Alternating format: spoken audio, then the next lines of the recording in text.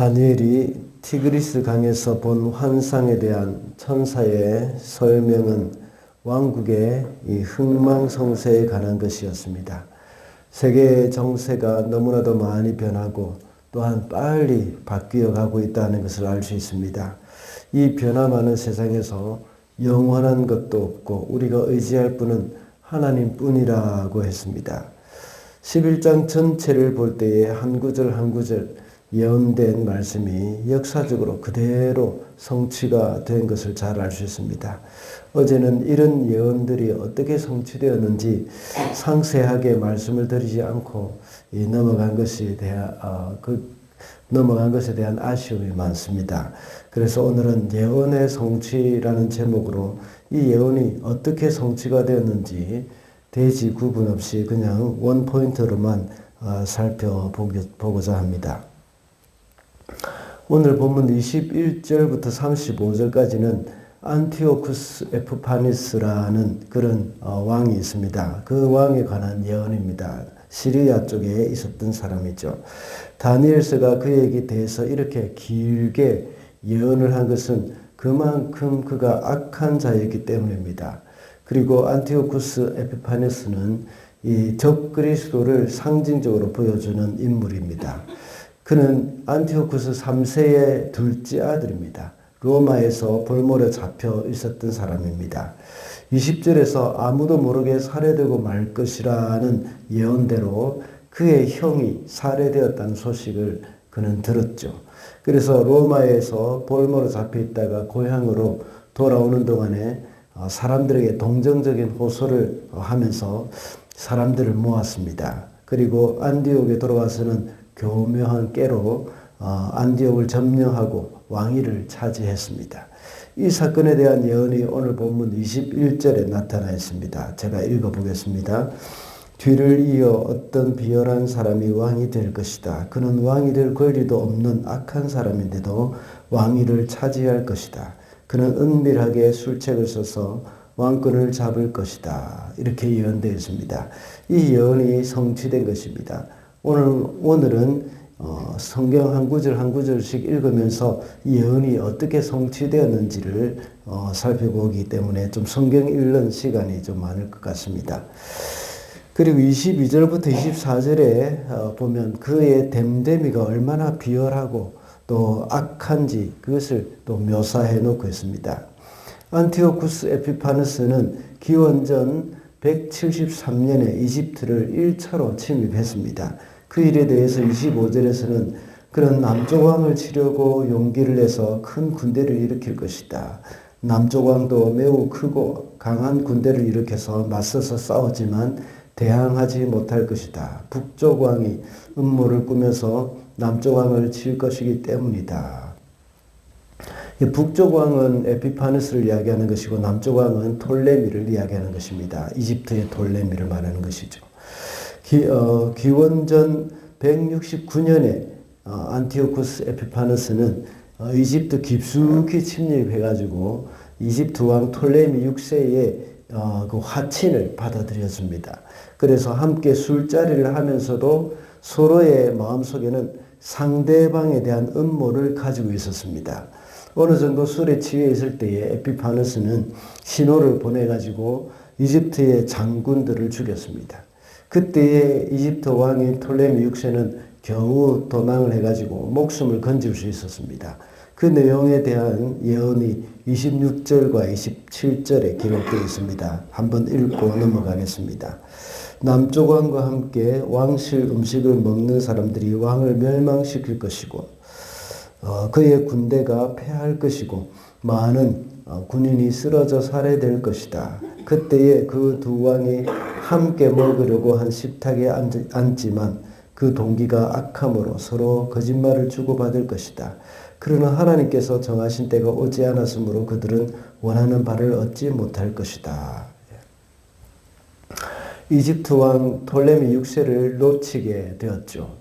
이 일이 뜻대로 이루어지지 못하자 에피파네스는 군대를 이제 철수하고 시리아로 돌아갔습니다. 시리아로 돌아가는 길에 예루살렘에 들러서 성전 창고 보물들을 다 탈취하고 가전 행포를 다 벌였습니다. 이 사건에 대한 예언이 또 28절에 이렇게 기록되어 있습니다. 북쪽 왕은 전리품을 많이 가지고 그의 본토로 돌아갈 것이다. 그러나 그에게는 거룩한 언약을 거역하려는 마음이 있어서 자기 마음대로 하고서야 그 땅으로 돌아갈 것이다 라고 예언한 것입니다. 그로부터 1년 후인 기원전 168년에 다시 이집트를 침략했습니다. 이집트 수도를 함락을 할 수 있는 바로 직전에 로마 군대가 배를 타고 이집트 수도인 알렉산드리아로 도착했습니다. 이것을 예언한 내용이 또 오늘 본문 29절과 30절 상반절에 기록되어 있습니다. 읽어보면 정한 때에 그가 다시 남쪽으로 내려가서 이집트를 치지만 그때의 전범과 다를 것이다. 서쪽 해안의 배들이 그를 치러 올 것이고 그 때문에 그는 낙심할 것이다 라고 기록되어 있습니다. 이집트로 온 이 로마의 장군은 에피파네스에게 이제 이집트에서 철수하라고 이제 명령을 합니다. 그러자 에피파네스는 정말 굴욕적인 철수를 하게 됐죠.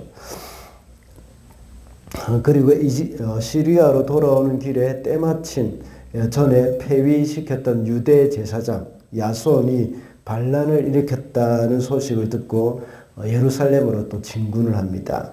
예루살렘에서 에피파네스는 많은 사람들을 학살했습니다. 그리고 여자와 아이들을 노예로 팔고 성을 불태웠습니다.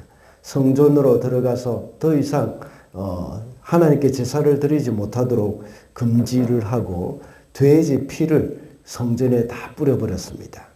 그리고 주피터 우상을 성전에다가 세웠습니다. 그리고 칙령을 발표해가지고 유대 종교를 금지시키고 안식일을 지키지 못하게 했습니다. 그리고 거룩한 음식과 부정한 음식을 구분하고 있는 그 유대의 규례를 없애버렸습니다. 이 사건에 대해서 다니엘은 30절 하반절에서 또 31절까지 이렇게 예언을 했습니다. 그는 퇴각하는 길에 거룩한 언약을 맺은 사람들에게 분풀이를 할 것이고 자기 나라로 돌아가서는 거룩한 언약을 저버린 사람을 뽑아서 높이 앉힐 것이다. 그의 군대가 성전의 요새 지역을 더럽힐 것이며 날마다 드리는 제사를 없애고 흉측한 파괴자의 우상을 그곳에 세울 것이다. 방금 읽은 30절에서 거룩한 언약을 저버린 사람을 뽑아서 높이 앉힐 것이다 라고 기록되어 있는데 유대 제사장이 에피파네스에게 뇌물을 줍니다. 그리고 제사장직을 살 것이라는 것을 예언한 것입니다. 이것이 바로 그대로 이루어졌습니다. 그때 많은 유대인들이 에피파네스의 앞잡이가 되었습니다. 자기 백성들을 탄압하고 또 앞잡이가 되어서 유대 종교를 행하는 사람들을 고발하고 또 죽이기도 했습니다. 이 사건을 32절 상반절에는 그는 속임수를 써서 언약을 거역하여 악한 짓을 하는 자들의 지지를 받을 것이지만 이라고 예언을 했습니다. 또 34절에서는 학살이 계속되는 동안에 하나님의 백성이 조금은 도움을 받을 것이나 많은 사람은 술책을 쓰며 적군과 한패가 될 것이라 하고 예언을 하고 있는 것입니다. 이런 와중에 하스몬 가문이라는 가문이 있습니다. 그 사람들은 바로 마카비 사람들이죠. 이들은 그리스 신을 섬기는 것을 이제 거부했습니다. 그리고 에피파네스의 앞잡이로 있는 그 유대 관리들을 다 죽였습니다. 그리고 광야로 도망을 했죠. 그들은 광야에서 율법을 지키고 자기들을 정결케 하면서 에피파네스의 군사들과 싸웠습니다. 이 사건을 32절 하반절과 또 35절에서 이렇게 예언을 합니다. 하나님을 아는 백성은 용기 있게 버티어 나갈 것이다. 또 35절에 보면 또한 지혜 있는 지도자들 가운데 얼마가 학살을 당할 것인데 이 일로 백성은 단련을 받고 순결하게 되며 끝까지 깨끗하게 남을 것이다. 하나님이 정하신 그 끝날이 올 때까지 이런 일이 계속될 것이다.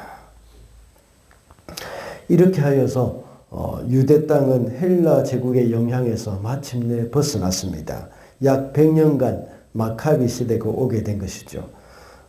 그래서 이것이 로마가 예루살렘을 점령할 때까지 계속 마카비의 다스림 안에 이렇게 유대가 평화롭게 되어졌습니다.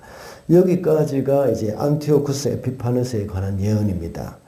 그리고 36절부터 40절까지 또 45절까지를 보면 여기에서는 안티오쿠스 에피파네스에 관한 내용이라고 생각이 들지만 이것은 사실은 말세에 나타날 적 그리스도에 관한 예언입니다. 그래서 이 예언은 또 이루어진 부분도 있다고 생각이 되어지지만 대부분은 다 이루어지지 않고 말세 때에 마지막 때 그때에 일어날 일입니다. 이것이 요한계시록과 연결이 되어집니다.